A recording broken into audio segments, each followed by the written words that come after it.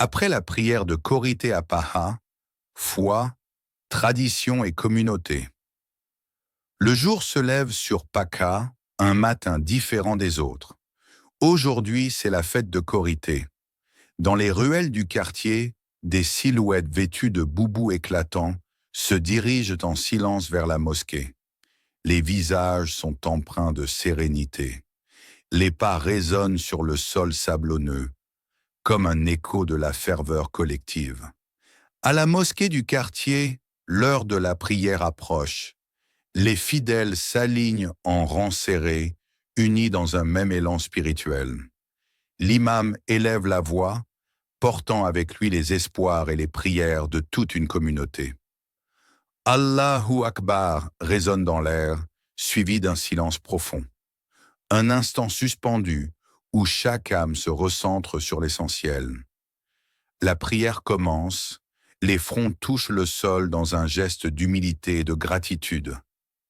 Les dernières paroles du sermon s'envolent comme une bénédiction. La prière s'achève, et dans un même mouvement, la foule se lève, soulagée, reconnaissante. Les sourires s'échangent, les poignées de main se multiplient. Dans ce moment de fraternité, les rancœurs s'effacent, ne laissant place qu'à la joie de ce jour béni.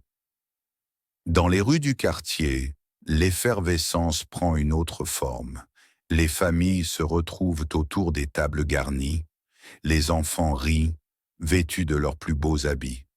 Partout, les mets traditionnels se partagent, rappelant que la Korité, au-delà du jeûne accompli, est une célébration de l'unité et du partage. Plus loin, les plus démunis reçoivent l'aumône, la zakat el-fitr, un geste de générosité qui permet à chacun de vivre cette fête avec dignité.